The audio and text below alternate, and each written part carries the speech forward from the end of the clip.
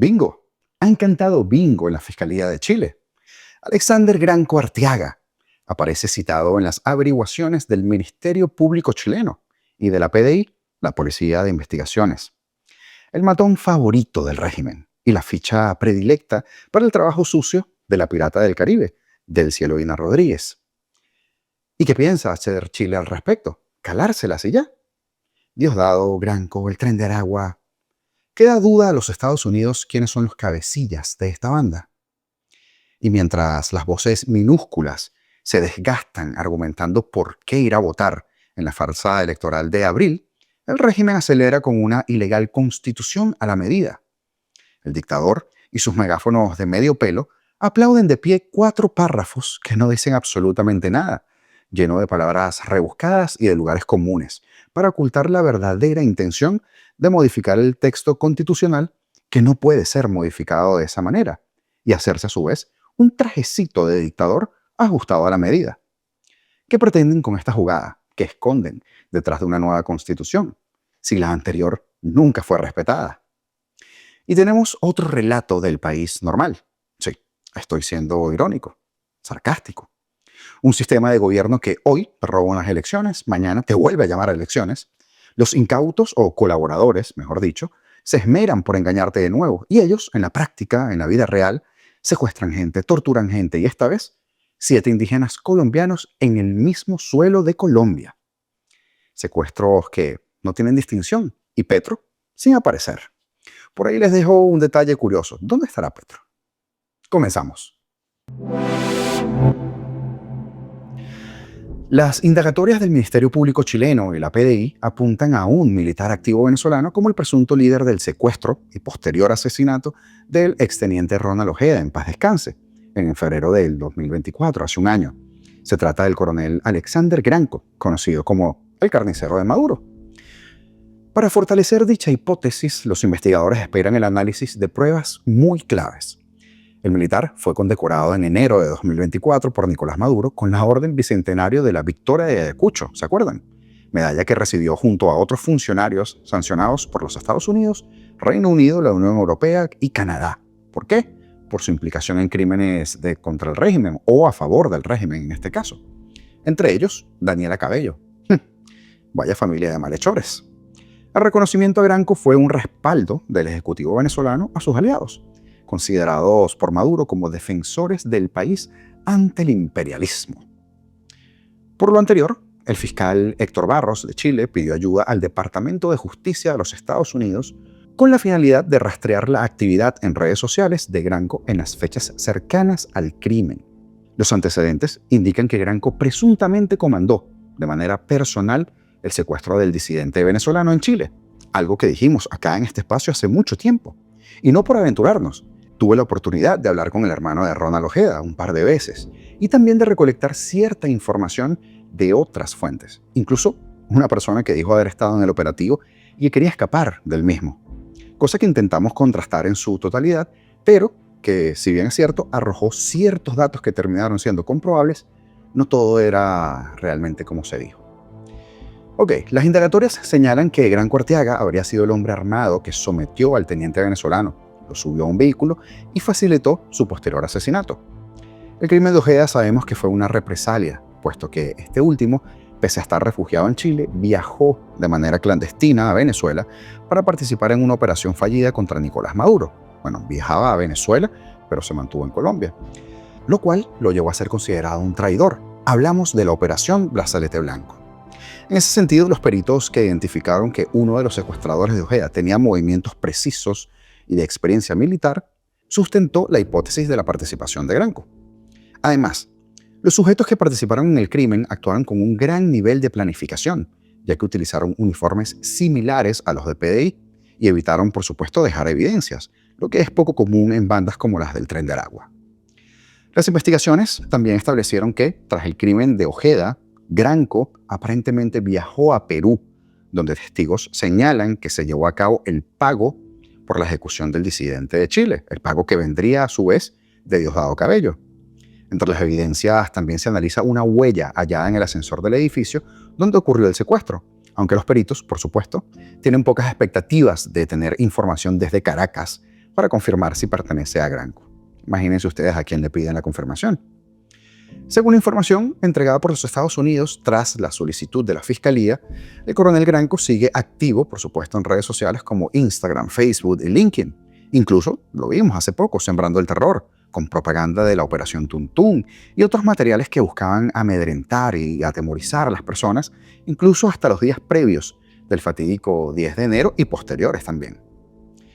Pero me pregunto yo, una vez que se determine la responsabilidad de Granco y de Diosdado, ¿qué hará el gobierno de Chile? ¿Recurrir a la OEA, a la ONU o a la CPI?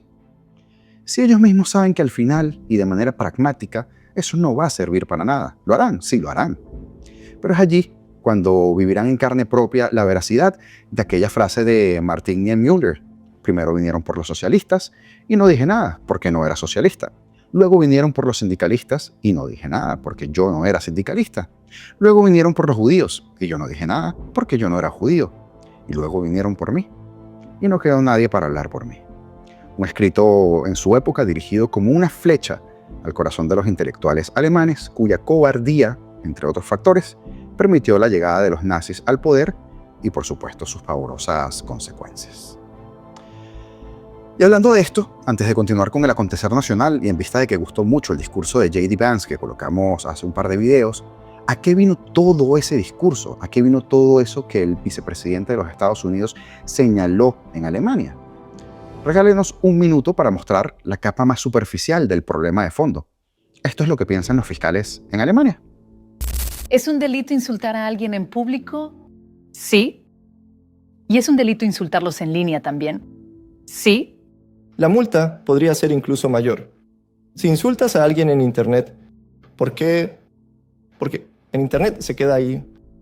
Si estamos hablando cara a cara, tú me insultas, yo te insulto, está bien, se acaba. Pero en Internet, si te insulto a ti o a un político, se queda para siempre. Los fiscales explican que la ley alemana también prohíbe la difusión de chismes maliciosos, amenazas violentas y citas falsas. Si alguien publica algo que no es cierto y luego otra persona lo vuelve a publicar o le da me gusta, ¿están cometiendo un delito? En el caso de volver a publicar también es un delito porque el lector no puede distinguir si lo inventaste o simplemente lo volviste a publicar. Eso es lo mismo para nosotros. El castigo por violar las leyes de discurso de odio puede incluir tiempo en la cárcel para los reincidentes. Europa está cayendo a un ritmo vertiginoso, en donde compartir una información, como usted vio, puede llevarte a la cárcel, ¿sí? Un RT. ¿Qué diferencia eso con Venezuela? Continuando en nuestro continente, en nuestra región, también golpeada en este rincón del mundo, con el argumento de integrar el poder popular, el dictador Maduro ya presentó un primer proyecto de reforma constitucional en Venezuela, una promesa que hizo desde su autojuramentación el pasado 10 de enero. Este tiranuelo presentó el texto ante la ilegítima y golpista, o que se prestó para el golpe, el autogolpe, la autoproclamación de la Asamblea Nacional y tiene casi 80 artículos, explicó durante la ceremonia. Maduro no dio detalles al respecto de qué es exactamente lo que modificaría, pero destacó que lo que busca es adaptar la Constitución a los nuevos tiempos para rehacer a Venezuela. También dio luces que habrá castigo para quienes conspiren. Debe quedar claro que Venezuela no tolerará ninguna amenaza fascista y debe ser castigada. Sentenció esto mientras él es el ejemplo vivo del fascismo. Ellos son el fascismo. Para llevar a cabo esta modificación, Maduro designó una comisión especial, confirmada por puros próceres de su círculo más cercanos, puras estrellas del reggaetón. Entre ellos, su propia esposa Cilia Flores, la cual estará encargada de presentar el texto final en un plazo de 90 días para su posterior debate en la Asamblea Oficialista. Al respecto, muchos analistas han adelantado que un nuevo texto conduciría a la consolidación de lo que el chavismo llama un Estado comunal y, por supuesto, a un mayor castigo hacia la oposición. Una especie de copia de la Carta Magna cubana, pero mezclada con ingredientes nicaragüenses, o sea, puro lomito. Justo lo que el venezolano estaba pidiendo para tener sueldos dignos, un sistema de salud sólido y una educación de primer nivel para las futuras generaciones, ¿verdad? Estoy siendo sarcástico de nuevo. Esta sería la segunda vez que el chavismo intenta reformar la Constitución de Venezuela, ¿se acuerdan? Luego de que en 2007 el padre de nuestro Vía Crucis, Hugo Chávez, lo intentó. Sin embargo, al ir a las urnas, los venezolanos le dimos un rotundo no. Y claro, terminó haciendo lo que le dio la gana por decretos y por sus santos bemoles. Recordamos aquel administren su victoria de escuálidos. Bueno, así terminó la cosa. Ahora, casi 20 años después, el heredero del chavismo se encamina a lograr lo que Chávez en teoría, porque en la práctica lo hizo, no pudo. Esta vez teniendo de su parte el control de los órganos de poder, y no es que el otro no los tuviera, sino que este es un dictador a careta quitada. El gran secretismo que ha rodeado el proyecto de reforma constitucional es digno de estos delincuentes. Maduro no ha dado detalles porque la mejor constitución del mundo, tal y como ellos la denominaban a la del 99, necesita una modificación. Y menos cuando en este momento el Estado ejerce el control de toda la vida política, económica y social en Venezuela. Una realidad que quedó comprobada con su autojuramentación del 10 de enero. Todos se prestaron para la guachafita. Y ojalá fuera solo guachafita, para el crimen. Sin embargo, analistas coinciden que la reforma avance hacia el modelo cubano, con la realización de elecciones en segundo grado y la creación de un Consejo de Estado, igual que en la isla, eliminando así cualquier vestigio de elección directa y, por supuesto, consolidándose el tan anhelado sueño comunista del Estado comunal. La Constitución venezolana ya cuenta con la reelección indefinida, un sueño de muchos caudilluelos y tiranos, pero no, ellos quieren más. Quieren avanzar en el control total y definitivo, y eso parece la nueva meta por cumplir del régimen, que no cuenta con nada que lo frene, salvo un puñado de Full Metal Jackets o Hollow Points, para los que entienden. La reforma lo que está buscando es cambiar la manera de elegir, cambiar el sistema electoral para hacerlo irrelevante e intrascendente, como ya lo es, pero hacerlo oficial, lo que hicieron el 28 de julio, por ejemplo. Esto le dijo al diario El Tiempo Alice Daniels, abogado defensor de derechos humanos y coordinador de la ONG Acceso a la Justicia. Asimismo, Acceso a la Justicia explicó que la reforma, según lo previsto en el artículo 342, tiene por objeto una revisión parcial en la que se pueden sustituir una o varias de sus normas que no modifiquen la estructura y principios fundamentales del texto. Además, el hecho de que hasta ahora ni Maduro ni ninguna otra persona han querido informar con detalle qué normas constitucionales desean alterar y que el proyecto no se encuentre publicado en una página web del Parlamento o en algún sitio accesible para los venezolanos, no hace más que reforzar los temores que el objetivo sea terminar de liquidar el derruido Estado de Derecho previsto en la Constitución vigente. Para la ONG Acceso a la Justicia, el modelo del Estado comunal es el que Chávez propuso en la fallida reforma constitucional de 2007, cuyo único objetivo es centralizar aún más el poder en el Ejecutivo Nacional, crear formas de propiedades distintas a la propiedad privada y aumentar el control social. Mientras que, respecto a las elecciones de segundo grado, tal y como ocurre en Cuba o como se dio en la época soviética, buscan que los ciudadanos elijan a delegados y que estos delegados, a su vez, sean quienes escojan los cargos públicos, garantizando así el control del oficialismo a través de los consejos de Estado. Esta es una de las aristas que tendría esta reforma, que, de hecho, ya se hizo con un ensayo parecido en 2017 con la elección de la Asamblea Nacional Constituyente, ¿se recuerdan? De la cual salió la ley contra el odio, similar al modelo represivo nicaragüense, y que ha servido, por supuesto, como instrumento en letra para perseguir a la disidencia. Pero en ese momento, recuerda Daniels, a nivel electoral, se hizo una especie de división que escogía indirectamente a los constituyentes, algo que no se había aplicado en Venezuela. Esto, señores, es muy peligroso, pues busca implementar la elección en segundo grado del cargo de presidente de la República o del Consejo de Estado, como en Cuba. Es una manera de hacerse con la totalidad del control del Parlamento, que sería la instancia que debe elegir entonces al presidente a través de los delegados comunales. Las figuras de gobernadores y alcaldes, por ejemplo, dejarían de existir para ser sustituidas por los designados por el Consejo de Estado. Doble trampa que se van a comer los que abogan por no perder los espacios e ir a elecciones, que les pinten la cara cuando les den los resultados del CNE y que se las vuelven a pintar cuando aprueben este adefesio. Y ahora, escuchen bien esto. Cuando Camila Cardona recibió las fotografías de su madre esposada y custodiada por hombres armados del Ejército de Venezuela, recordó la última conversación que tuvo con ella en la noche del 29 de enero, mientras su mamá iba camino a su casa, ubicado en Puerto Inírida, Guainía, alistándose ella para atravesar la frontera entre Colombia y Venezuela después de comprar mercancía al otro lado del río. Pues bien, un artículo de Semana detalla la cara más común y no televisada del chavismo, eso que hacen en las sombras todos los días. Eran las 10 de la noche y Francenet Cortés Tavares le pidió cuidar de su bebé, quien se oía llorar del otro lado de la línea telefónica, mientras que Camila cuenta la historia de los 18 días de búsqueda en los que ha estado esperando que el régimen venezolano le dé noticias de su progenitora y de un grupo de 6 colombianos más, quienes fueron detenidos, señalados de ser terroristas para variar y dedicarse a la minería ilegal. Lo último que supo Francenet fue en esa llamada. Colgaron y la vida de Camila se convirtió en un laberinto sin respuestas en el que la única información que llega proviene de terceros, como la de muchos venezolanos. Ella y otros connacionales, como Fernán Gaitán, Reynel López, Oscar González, Ever Velázquez y Yuruani Acosta, fueron detenidos en la madrugada del jueves 30 de enero, presuntamente mientras se desplazaban por el Alto Orinoco venezolano, supuestamente. El comandante de la Fuerza Armada Nacional Bolivariana de Goma Espuma, agregó yo, Domingo Hernández, aseguró que su captura se dio en el marco de la Operación Neblina 2025 y que estos fueron interceptados por el río Cunucunuma, presumiendo que estos estarían involucrados en actividades relacionadas con el ejercicio de la minería ilegal en la zona.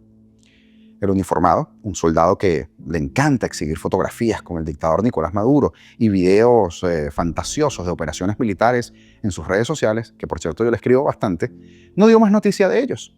Pero el anuncio que hizo en su cuenta de X llegó a las familias de estas personas. Y así fue como se enteraron de que sus seres queridos estaban desaparecidos en Venezuela, detenidos por las autoridades del régimen y acusados de un delito que ellos afirman, por supuesto, no cometieron.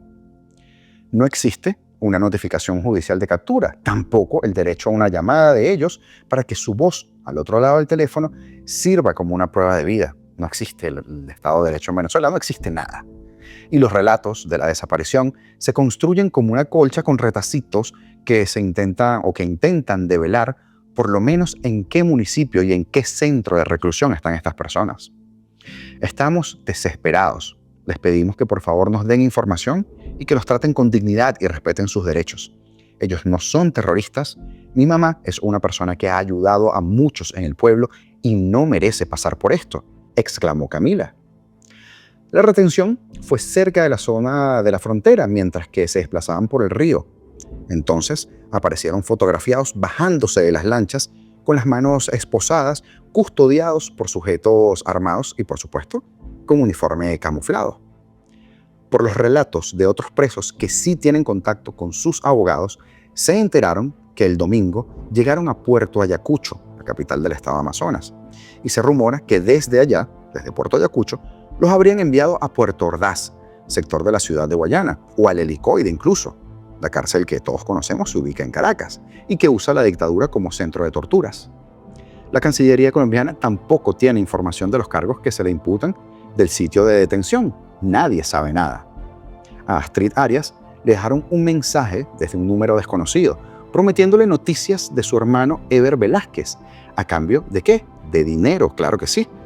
Y para variar, una llamada con esta persona tendría el costo de 650,000 pesos. ¿Qué hizo la familia? Accedió a pagar esa suma porque ni los abogados ni las organizaciones defensoras de derechos humanos que contactaron habían podido dar con el paradero de esta persona. El interlocutor se presentó como un funcionario militar que entrega información por humanidad, pero le pidió hacer una transferencia a cambio de la conversación con Ever, una vacuna por tener noticias de su hermano, porque estaba claro que no le darían ningún tipo de reporte oficial hasta que él fuera presentado formalmente ante los jueces. Menú historia. El funcionario le sugirió no hacer ruido sobre la detención porque si el tema se cometía o se comentaba a la luz pública, podían ser trasladados. El dinero fue transferido el 7 de febrero, pero la llamada nunca pasó, no se concretó. Tampoco hubo una prueba de vida de Ever y la comunicación con el supuesto oficial carcelario quedó cortada. Esa fue la última ocasión en la que tuvo indicios de él. Necesitamos que se cumpla el procedimiento. Esta es una captura ilegal. Ellos no han sido presentados para nosotros conocer cuáles son los cargos. Es, por supuesto, una violación a los derechos humanos y a los tratados de los pueblos indígenas en América Latina. Es una desaparición forzada, aseveró su hermana.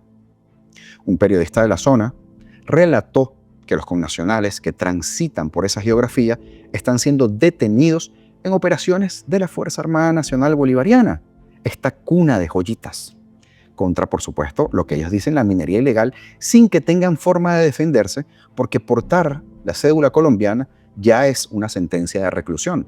Y una defensora de derechos humanos contó que cuando acudió a un centro de reclusión en Amazonas para tratar de indagar el paradero de estas personas, un agente de la policía le respondió que lo mejor que podía hacer era no preguntar y retirarse del lugar.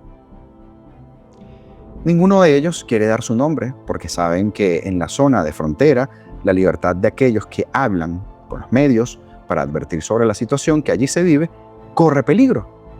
Tampoco lo da un abogado que recorrió las oficinas de los cuerpos de seguridad del Estado, preguntando puerta por estas personas. Pero el jurista pudo constatar que muchos de los detenidos allí son indígenas. En esta historia no hay certezas. El ejército venezolano asegura que ellos fueron retenidos en el territorio nacional venezolano, en el Alto Orinoco, pero los relatos de las comunidades indígenas de la zona indican por lo contrario que la captura habría sido efectuada en el sector Bocas del Caciquiare, en el poblado de San Felipe, ubicado en el departamento de Guainía. Es decir, los agentes de seguridad del régimen habían entrado a territorio colombiano para hacer operaciones militares en medio de la noche. ¡Qué maravilla!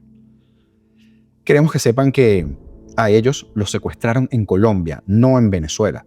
Los militares venezolanos no pueden seguir llegando a nuestro país a hacer lo que quieren sin que nadie los pare, reclamó Lisandro Gómez, otro de los familiares que esperaba noticias del otro lado de la frontera. Pero, ¿cómo no dejar que suceda si Petro es el cachorro de Maduro? Muy malotes estos tipos con personas indefensas, indígenas, ellos camuflados, llenos de armas. ¿Cómo me encantaría de verdad verlos contra un pelotón de Rangers? A ver si son así de guapos. Las armas de la República en manos de puros bufones. Y así, llevamos un cuarto de siglo del mismo cuento. Saludos especiales para Rockbat por hacerte miembro del canal. Gracias por la confianza y el aporte. Y a cada uno de ustedes, por supuesto, que toman su tiempo para ver nuestro contenido y hacen que este proyecto siga creciendo. Ya casi somos 100.000 en esta comunidad. Así que, si tú nos estás viendo por primera vez o todavía no lo has hecho, ayúdanos suscribiéndote y activando en la campana todas las notificaciones, comentando y dándole like a nuestro contenido y compartiéndolo con los tuyos, porque juntos somos más fuertes. Y mientras más seamos, más difícil será que no nos escuchen. Señores, como siempre digo, libertad o nada. Esto fue